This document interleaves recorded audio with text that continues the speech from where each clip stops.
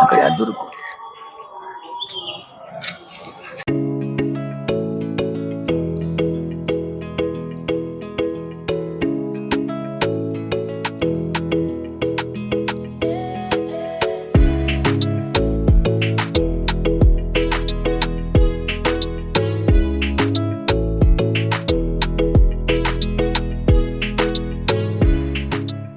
ನನ್ನ ಹೆಸರು ಗೀತಾ ಅಂತ. ಗೀತಾ ಅಂತ. ಎಲ್ಲಿಂದ ಬರ್ತಾ ಇದ್ರಿ? ನಾನು ಬನ್ನಾರ್ಘಟ್ಟ ರೋಡ್. ಓಕೆ.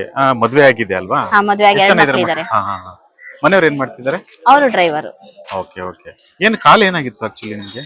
ಸರ್, 1 ವರ್ಷ ಮಗು ಇದ್ದಾಗ ಪೋಲಿಯೋ ಪೋಲಿಯೋ ಆಗಿತ್ತು. ಆಗಿತ್ತು. ಓಕೆ. ಅವಾಗಿಂದ ಆಗಿ ಪ್ರಾಬ್ಲಮ್. ಅಂದ್ರೆ ನೀವು ಯಾವಾಗಿಂದ ಈ ಆಟೋ ಓಡಿಸ್ತಾ ಇದ್ದೀರಾ?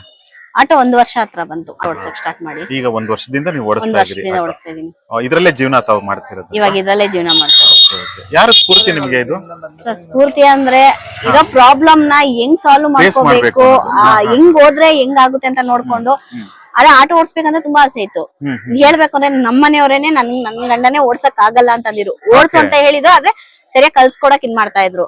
ಆಮೇಲೆ ಬೇರೆಯವರು ಒಬ್ರು ಲೇಡಿ ಇದ್ದಾರೆ, ಪ್ರಭಾವತಿ ಅಂತ ಅವ್ರ ಹೆಸರು. ಅವರು ಕಲ್ಸ್ಕೊಡ್ತಾರಂತ ಗೊತ್ತಾಗಿ ಅವ್ರ ಕಡೆಯಿಂದ ಹೋಗಿ ನಾನು ಆಟೋ ಕಲ್ಸ್ಕೊಂಡು ಗಾರ್ಮೆಂಟ್ಸ್ ಅಲ್ಲಿ ವರ್ಕ್ ಮಾಡ್ತಾ ಇದ್ವಿ. ಅದ್ರಲ್ಲಿ ಬರೋ ಕಮ್ಮಿ ಪೇಮೆಂಟ್, ತುಂಬಾ ಅಂದ್ರೆ ತುಂಬಾ ಕಮ್ಮಿ ಬರ್ತಾ ಇತ್ತು. ಗಾರ್ಮೆಂಟ್ಸ್ ನನ್ ಮದ್ವೆಗ್ ಮುಂಚೆ ಕೆಲ್ಸಕ್ ಸ್ಟಾರ್ಟ್ ಮಾಡಿರೋದು ಸರ್. ಇಲ್ಲಿವರೆಗೂ ಕೆಲಸ ಮಾಡೋದ್ ಬಿಟ್ಟಿಲ್ಲ. ಮಾಡೋಣ ಸ್ವಲ್ಪ, ಎಷ್ಟು ವರ್ಷ ಮಾಡಕ್ ಹೋಗ್ತೀವಿ, ಆಮೇಲೆ ಕುತ್ಕೊಳ್ಳೋಣ, ಅಲ್ಲಿವರೆಗೂ ಮಾಡೋಣ. ನಮ್ ಕೈಲಿ ಆಗುತ್ತೆ, ಆಗಲ್ಲ ಅಂತ ಯಾಕೆ ಅನ್ಕೋಬೇಕು. ಈಗ ನಿಮ್ಗೆ ನೈಟ್ ಎಲ್ಲ ಇದು ಆಟೋ ಓಡಿಸೋದಕ್ಕೆ ಭಯ ಅಂತ ಅನ್ಸೋದಿಲ್ವಾ? ಏನಿಲ್ಲ ಸರ್, ಚಾಲೆಂಜ್ 10 ಗಂಟೆ ಓಡಿಸ್ತೀನಿ, 11 ಗಂಟೆ ಓಡಿಸ್ತೀನಿ. ಭಯ ಏನು ಇಲ್ಲ. ಬೆಳಿಗ್ಗೆ ನೀವು ಎಷ್ಟು ಗಂಟೆಗೆ ಬಿಡ್ತೀರಿ? ಸರ್, ಮನೆಯಲ್ಲಿ ಒಂದೊಂದ್ಸಲ 7:30 ಒಂದ್ ಪಿಕಪ್ ಇದೆ, ಡೈಲಿ ಪಿಕಪ್ ಮಾಡ್ಕೊಂಡಿದೀನಿ. ಅವ್ರು ಬಂದ್ರೆ 7:30 ಬರ್ತೀನಿ. ಅವ್ರು ಬಂದಿಲ್ಲ ಅಂದ್ರೆ ಒಂದ್ ಸ್ವಲ್ಪ 9 ಹಂಗ್ ಬರ್ತೀನಿ. Okay okay. ನೀವು ಊಟ ಮನೆಯಿಂದಲೇ? ಹೌದು, ಲಂಚ್ ಅಲ್ಲಿನ ಮನೆಯಿಂದಾನೇ ತರ್ತೀನಿ.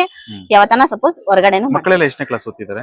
ಮಗಳು 9th ಓದ್ತಾ ಇದ್ದಾಳೆ, ಮಗ 4th ಇರುತ್ತೆ. ಮತ್ತೆ ಅಮ್ಮ ಇದ್ದಾರೆ. ಅಮ್ಮ ಫೇಸ್ ಮಾಡ್ತಾರೆ. ಗೀತಾ ಅಂತೇಳಿ SSLC ಇನ್ಕಂಪ್ಲೀಟ್ ಆಗಿರ್ತಕ್ಕಂಥವ್ರು. ಇವರು ಸ್ವಾಭಿಮಾನದಿಂದ ಒಂದು ಆಟೋ ಓಡಿಸುವಂತ ಕಾರ್ಯ ಮಾಡಿ ಅವರ ಜೀವನ ನಡೆಸ್ತಾ ಇದ್ದಾರೆ.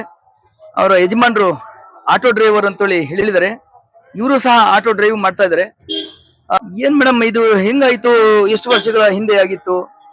ನನ್ 1 ವರ್ಷದ ಮಗು ಇದ್ದಾಗ ಪೋಲಿಯೋ ಇಂಜೆಕ್ಷನ್ ಕೊಟ್ಟು ಆಗಿರೋದು ನನಗೆ ಪ್ರಾಬ್ಲಮ್. ಅವಾಗಿಂದಾನು ಹೀಗೆ.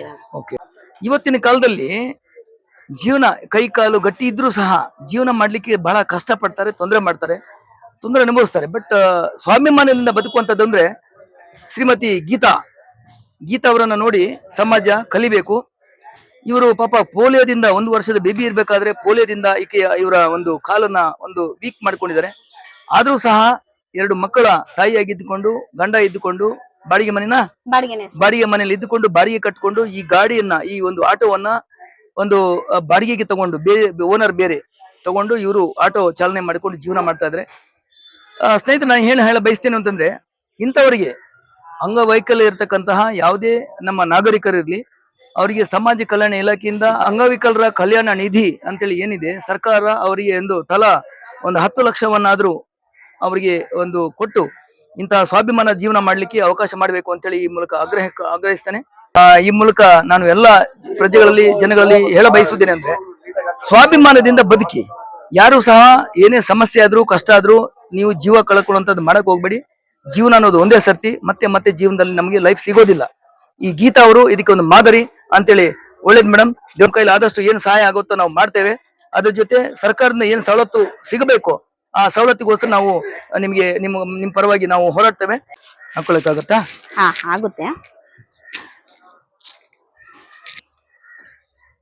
ಎಷ್ಟೋ ಜನ ಕೈಕಾಲು ಗಟ್ಟಿ ಇದ್ರೂ ಸಹ ಅಸಹಾಯಕರ ರೀತಿಯಲ್ಲಿ